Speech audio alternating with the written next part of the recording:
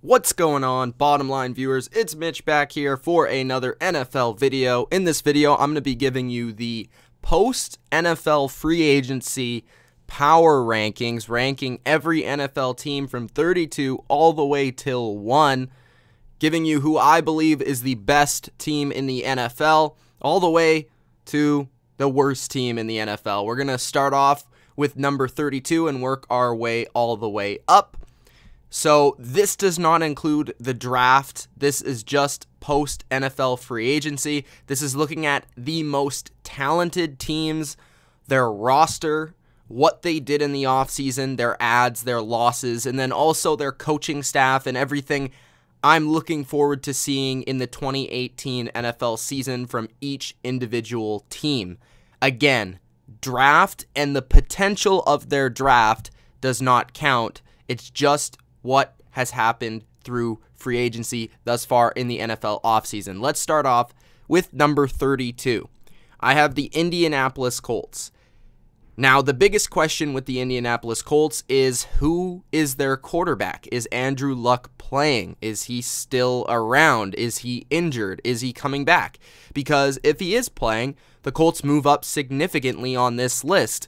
But if he's not playing and they have Jacoby Brissett, now I don't hate Jacoby Brissett. He played pretty well in his time, and in a second season and a full offseason with the program, he'd probably do a lot better. But when looking at the Colts roster, it is easily the least talented roster all around in the NFL. Who do they really have outside T.Y. Hilton that you would say would be a good player? I mean, they have okay guys. They have a bunch of no names, which usually means they have no talent, especially on the defensive side of the football. Who in the heck is even playing cornerback for them? They got rid of their first and second string corners. This Colts team is a disaster on both sides of the ball. I do think they made some interesting free agent signings. They made some small moves that I think were pretty positive. Like they got Grant, the receiver, for cheap. Some cheap little moves. They signed Eric Ebron at the tight end position. But I don't really think the Colts overall, they just lack NFL talent. They lack talent all around their roster. Offensive line, defensive line, corner, safety. It doesn't really matter. Linebacker. They lack it everywhere except for really receiver. And if they have Luck. So basically the Colts without Luck, they're the worst team in the NFL. At number 31, I have the Cleveland Browns. The Browns still one of the worst teams in the NFL.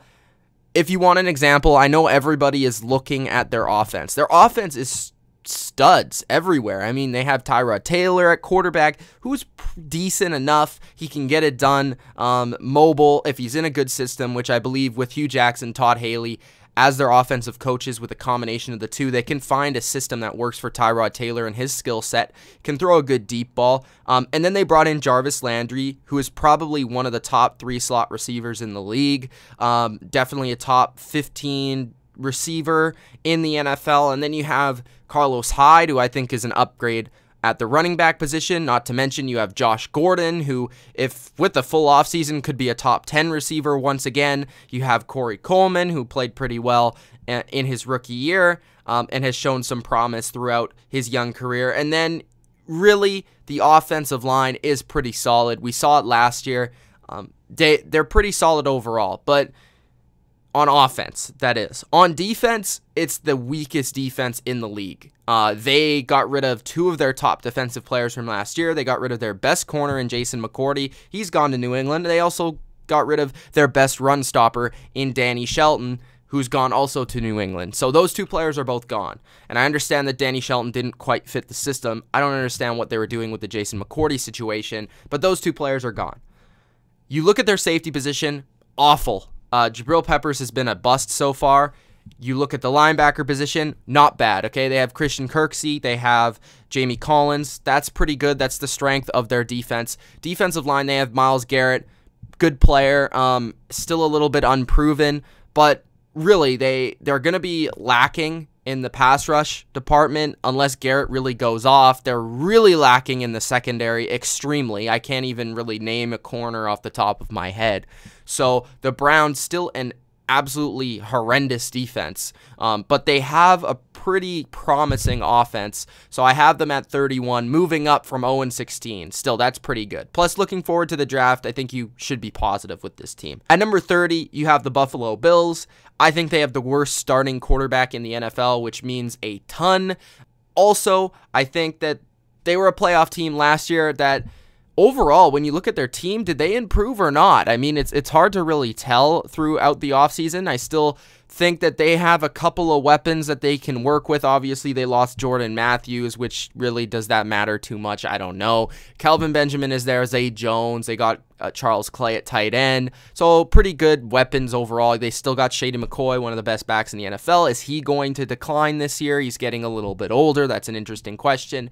But overall, it's more about the quarterback. And then when you look at the defense, they really lack linebackers. They don't really have anybody at that position. That's probably where they'll go in the first round, but again, this is post-free agency. So they don't have any linebackers, which I think is in a really important position in the modern NFL. I still think they lack at the pass rush position. They got Star Lotulelei to help in the run game. Decent signing, but again, I thought they overpaid him. They might have improved at corner with Vontae Davis. Maybe. They have pretty good safeties. I think they're going to be decent overall. Again, this is a team that could be anywhere from 25 to 32. They're a team that, yeah, made the playoffs last year, but I think they're going to make a really big decline. So it's interesting. Season 2 of the system, we'll see what happens with the Bills, but I think overall, the biggest thing, worst starting quarterback. They're going to draft somebody, but right now you have to have them somewhere at the bottom. At number 29, I have the Miami Dolphins, another team in the AFC East. What path is the Dolphins on? That's my biggest question. When you look at their team, I mean, they're filled with old guys. It looks like they're trying to make a run to the playoffs this year. They were in the playoffs 2 years ago. They weren't a terrible team last year. But when you look at what they did this offseason, yeah, they made a lot of signings, but they also lost their 2 best players on their team. They lost their 2 best players on their team. They lost Ndamukong Suh, and they lost Jarvis Landry. Their best player on offense, their best player on defense. Yes, they're getting a quarterback back in Ryan Tannehill, but really, how good is Ryan Tannehill? I mean, he's average at best. So yeah, they're improving at quarterback. They declined at receiver, even though I don't mind the signings that they had in Danny Amendola and Albert Wilson. I would have just preferred that, given that money to the combination that they did, to Jarvis Landry. Offensive line is still weak. The running back position is a question mark, even though I think Kenyon Drake is pretty good. Defensive line without Sue is not very scary, even though they brought in Robert Quinn, who maybe in a 4-3 could be pretty good. Cameron Wake is only getting older. Their linebacker position is still extremely weak, and they still don't really, when looking at it, it's not very good. Corner is still bad. They don't really have anybody. Xavier Howard is okay. Rashad Jones at strong safety is pretty good, but I mean, this defense is going to be not very good in my opinion when looking at it on paper. And then the offense is just completely average. They don't have any outstanding playmaker. They also lost their starting center. So when looking at the Dolphins, I think they're a team that could rather be a decent team or a really bad team. I'm leaning towards a team that is not really going to be able to put it together without the superstars they had the last couple of years. At number 28, I have the New York Giants. The Giants are a team that overall, if they didn't have Eli at quarterback and they had someone a bit better, I'd maybe consider moving them up, but they have Eli Manning, and he is done. I've said it before, he's D-O-N-E. He is brutal at this point. He is not very good. He's one of the worst quarterbacks, starting quarterbacks in the NFL.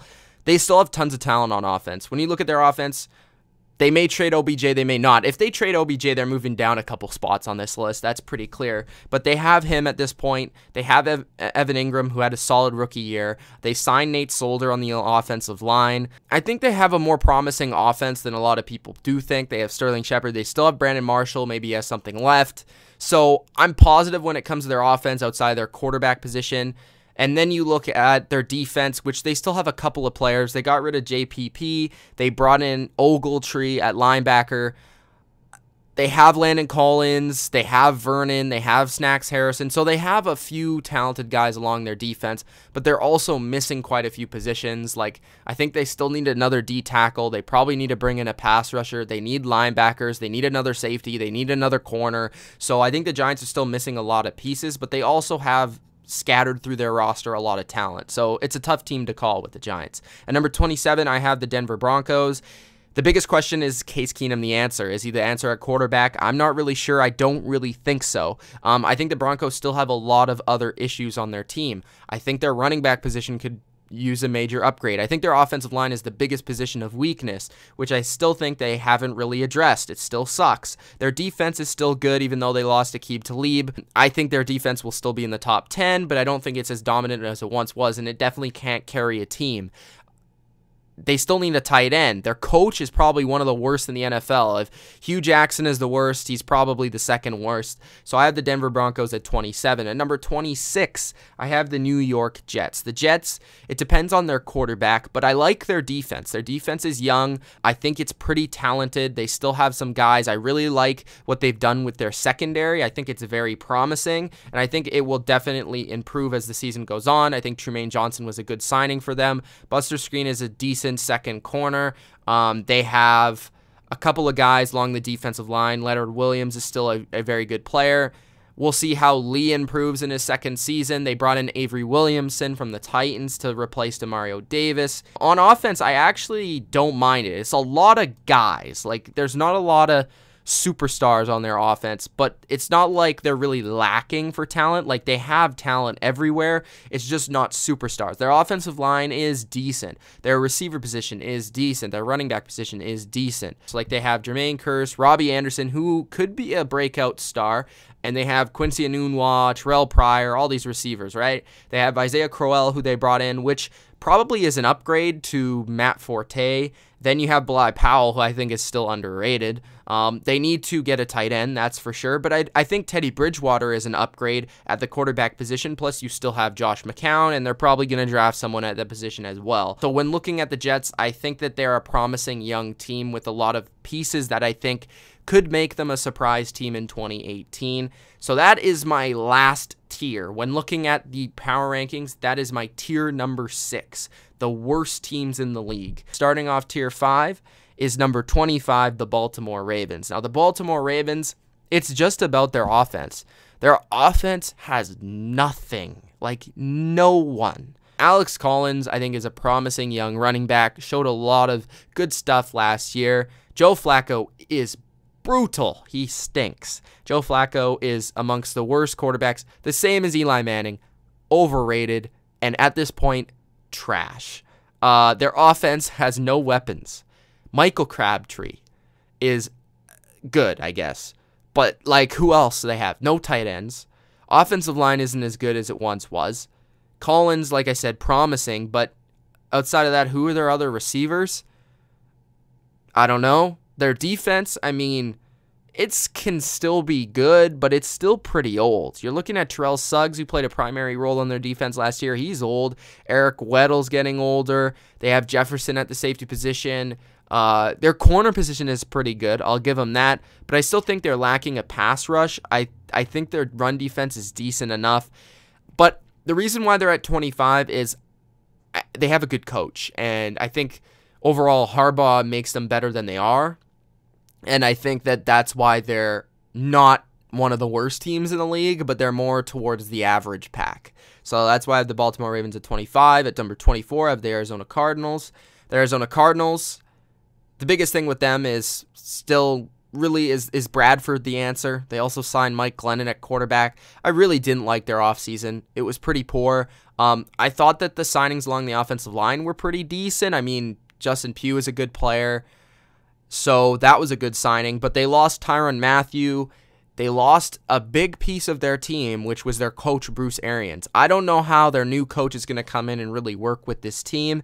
David Johnson is back. That's good. Their defense is solid, but again, they lost Tyrann Mathieu. Patrick Peterson still doesn't have another corner to play on the opposite side of him.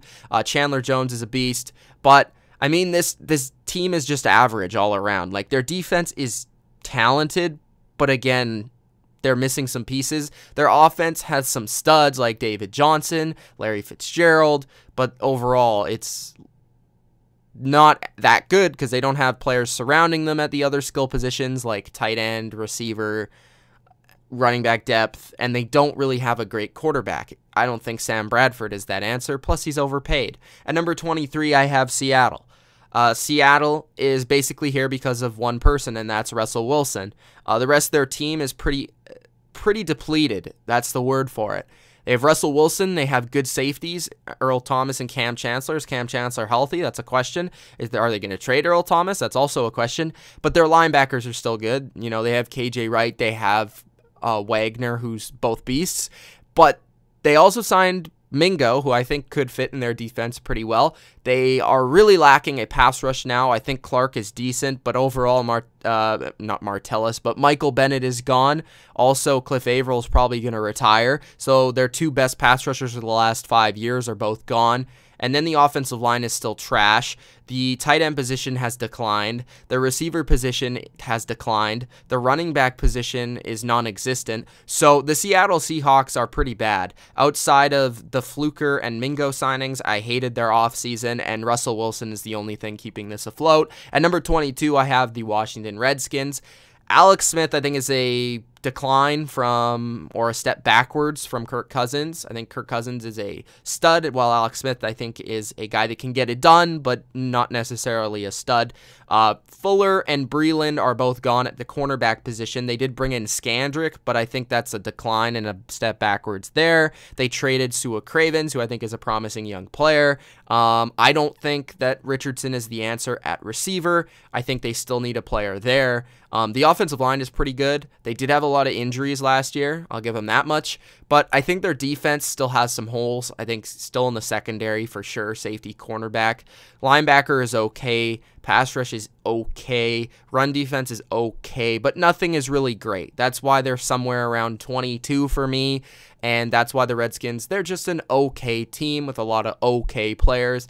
If Jordan Reed is able to stay healthy on offense, their offense could be better than expected, but I don't really expect much from the Redskins. At number 21, I have the Tampa Bay Buccaneers. They're a team that, again, like the Redskins, very okay, but they have a lot more potential. They have huge potential. They fixed their defensive line and pass rush, which was their number one need. They have JPP now. They have Curry. They have Allen in the middle. So I think that they have a pretty good defensive line when looking at it, with Jarrell McCoy, who's obviously a stud. Their linebacker position I thought was always good. They have Levante David. They also have Alexander. So they're a pretty good defense in the front seven. Their safety and corner position is a different thing. Brent Grimes, is he still a number one corner? I know he's been for the last couple of years, but can he really hold that up? That's an interesting question to ask. So I think their secondary is still pretty poor. When looking at their offensive line still needs a ton of work. I think they have the receivers to get it done. Jameis Winston is sporadic, but I think that he can get it done too. I have faith in him. Tight end position is good. Running back position needs a lot of work. So overall, offensive line, running back needs a lot of work. Defense, secondary needs a ton of work. But overall, they have a lot of potential because of their front seven, because if Winston can get it going, their offense could be something pretty good. So I like what the Bucs sort of have, but I also think another position that they need is a coach. I really think that they're lacking in that department. At number 20, I have the Cincinnati Bengals, which I think is an underrated overall roster. They have a sneaky good defense. You know, William Jackson at corner, who is a promising young player. They have Geno Atkins, who's a beast in the middle, one of the best pass rushers from the D-tackle position. Carlos Dunlap is still a good player. Vontaze Burfict, even though you hate him, he's a good player. Offensively, I think they still have a stud in A.J. Green. Mixon could be a stud, along with Giovanni Bernard is a pretty good player. As long as he stays healthy, Tyler Eifert is a good player. So they still have some playmakers on offense. Andy Dalton's a decent quarterback. I think they improved their offensive line with Brown at left tackle. So I think overall they had Glenn at left tackle, and they added Preston Brown at linebacker. That's where I got it confused. But I think overall the Bengals did improve their roster. I think it's underrated. I think they still have a solid coach, even though he's not a great coach. That's the reason for the failures in the playoffs. But I think the Bengals overall, Pretty good team, just not quite good enough to be in the playoff conversation, I think. In tier number 4, that was tier number 5, ending with the Bengals. Starting off tier number 4 is number 19, the Oakland Raiders. The Oakland Raiders are now Gruden mania. The biggest thing with Gruden mania is, can he get Derek Carr to bounce back? I think he can somewhat. He is sort of a quarterback whisperer. I think he'll get the best out of Derek Carr. Derek Carr is extremely talented. He just needs to get back to some of the things he did a couple of years ago, and he'll be back in the elite conversation, so I have faith in him. And if he can get back to that, I think this offense can be pretty good. Amari Cooper needs to shed that weight that he had last year and get back to the form that he was in. And I think he can be a number 1 receiver. You also have Jordy Nelson, who's brought in. He could still have something left, although I think he's sort of a step backwards from Michael Crabtree, but could be a better ad for this offense. We'll yet to see. I like the Doug Martin signing to add some depth to the running back position, and maybe Gruden can get something out of him. Offensively, Gruden should be able to get something out of this team. Defensively is the question. I think they did improve with their corner signings of Melvin and also their linebacker signing of Whitehead, but I think that overall the Raiders are still a very average team with a lackluster defense, an offense that has promise, but really not a clear answer as to if they're going to be good or not. But I think the Raiders should be a better team than last year so far based off their free agency. At number 18, I have the Dallas Cowboys. The Dallas Cowboys, they added depth along the offensive line. They added Cameron Fleming at right tackle, so he should probably start for them. They also added receiver and Allen Hurns, so that does improve their receiver core, but I still think they need to answer the Dez question. Are they going to cut Dez? Are they not going to cut Dez? Once June passes, they'll be able to cut him for less money towards their own cap in terms of a penalty. So that's going to be an interesting question to see if they do that. They might not, but we'll see. Full-time Zeke is going to be big for them. I think having Zeke back, if that offensive line can get back to its form, which I think it's already improved, then we could be looking at a team that could still be a playoff quality team. If they can run the ball with that offensive line, they can win a lot of games. Because they're really, their running game wasn't nearly as good as it was 2 years ago, which caused them to get to the playoffs and them to be a successful team. Their defense can play good in parts. They have a really good pass rush. They have David Irving inside. They also have DeMarcus Lawrence on the outside, and those two guys can get after it. Other than that on offense, not a lot of promise. I mean, the linebacker position with Sean Lee is decent as long as he can stay on the field, but the secondary still has huge question marks. They're extremely young, and I just don't really have a lot of faith in that secondary. As long as their defensive line can get after it, they could sort of mask some of that, but that's a huge question, and I really still don't think they have enough playmakers. I still think they need a tight end. Jason Witten's done. And I still don't know if Allen Hurns is really the answer there. And if Dez doesn't step up his play, I don't think they have a true number 1 receiver. But if they can have a run game and their defensive line can get after it, they can be a decent team. I just think that's what they are. They're average. At number 17, I have the Chicago Bears. Very, very young, talented, strong team. I really like the roster surrounding Mitchell Trubisky. They have talent everywhere. Defense, offense, offensive line, run game, receiver. Doesn't really matter. Bears have talent. They have talent everywhere. It's underrated, strong. And I think their defense and their run game is what is going to make this team a playoff caliber team. I think they're right around that conversation. They have Jordan Howard, Tariq Cohen, who I think in Matt Nagy's offense is going to be very promising. Jordan Howard's already beast, no question. Tariq Cohen, I think, will take a step up and elevate his game being in this offense. Then you have that offensive line, which I think is extremely underrated, and they might even add to that in the draft. You have a tight end position, which I think is pretty solid now with Trey Burton, who I think is a young, promising player. You have a receiver position with Allen Robinson. You have Gabriel now coming in. Cameron Meredith, everybody forgets about him. That's a good receiver position. Now with Matt Nagy, can Mitch Trubisky put it all together? That's the biggest question about this team. I think Trubisky's talented. I think he can get it done. we'll see this year, but that's still a big enough question to not have them ranked higher on this list. The defense is very good. One of the more underrated units of last season. Akeem Hicks is a stud. They have Leonard Floyd, who's coming into his own. Defense with Adrian Amos is really good. And then the secondary is pretty underrated.